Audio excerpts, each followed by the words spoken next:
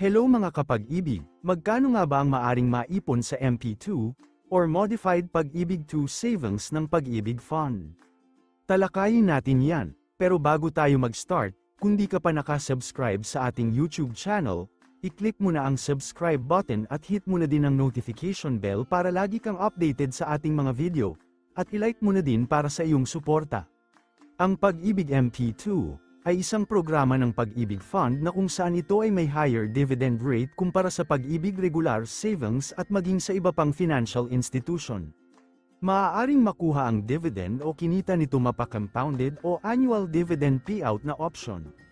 Ito ay parang time deposit, sapagkat ito ay mayroong 5-year maturity. Hindi lamang sa mga aktibong miyembro ng Pag-ibig ito pwede, kundi open din ito sa mga retirees o pensioner na dating Pag-ibig member. Sa kasalukuyan, ang dividend rate na na-declare para sa year 2024 ay pumalo ng 7.10%. Ang tanong ng mga nakakarami, magkano nga ba ang naiipon at mga tinutubo ng inimpok na halaga sa MP2? Naririto ang mga sample computation na maaari mong maging guide kung magkano nga ba ang naiipon sa MP2. Ito ang sample computation ng annual dividend payout, na kung saan pinakikita rito na mayroon kang consistent na contribution buwan-buwan na 500 pesos, ito ay tumutubo yearly at automatic na dapat itong ma-claim o i-withdraw sapagkat naka-annual dividend payout ka. Naririto naman kapag naka 1,000 monthly ka na contribution. Kung iyong mapapansin, parang hindi worth it na ma-claim agad yearly ang tubo pag ganitong amount na 500 pesos o 1,000 pesos, sapagkat yearly itong dapat ma-claim, dahil hindi ito sasama o maro-roll over sa susunod na mga taon, dahil nga ang iyong dividend payout option na pinili ay annually. Tingnan naman natin kapag annual dividend payout option na malakihan ang contribution, tulad nitong nasa computation na one time lamang nag-contribute at iniwan na lamang ito hanggang sa tumubo ito every year, sa ganitong kalaking savings ay damang-dama at worth it na ma-claim yearly ang tinutubo nito, dahil nga, the more na malaki ang savings mas malaki ang kikitain. Kaya ang annual dividend payout option, sa akin opinyon ay applicable o recommended sa mga malakihan mag-impok o mga one-time savings.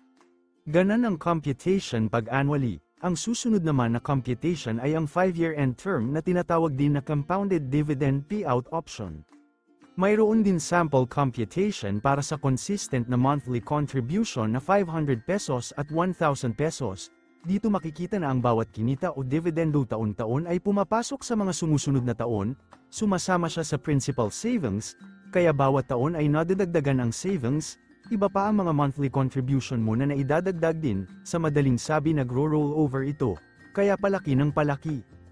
Ang compounded dividend payout option ay 5-year end term, na kung saan mawi-withdraw mo lamang ang iyong savings plus ang dividendo nito sa ika-5 taon ng iyong MP2, kung kailan ka nag-start mag-payment ayon ang basis ng iyong maturity date, dahil maaari kang mag-open ng MP2 at magkaroon ng MP2 account number, ngunit hindi mo agad nahulugan o nabayaran ito, kaya ang magiging basis ng maturity date ay ang pinakaunang transaction date.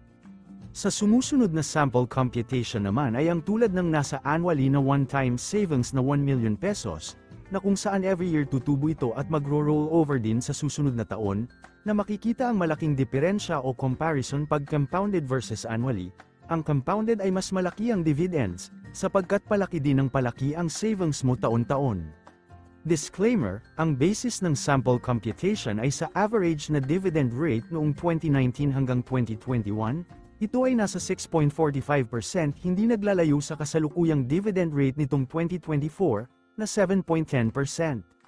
Sana nakatulong sa inyo ang sample computation na ito. Kung nais mo nang mag-MP2, sundan ang instructions na ito para makapunta sa enrollment facility ng Pag-ibig MP2, o scan ang QR code na ito, o kaya hanapin sa mga suggested videos ang ginawang kong video about sa pag-open ng MP2 ngayong 2025. Huwag kalimutan mag-like sa mga videos at mag-subscribe sa ating YouTube channel. Maraming salamat po mga kapag-ibig.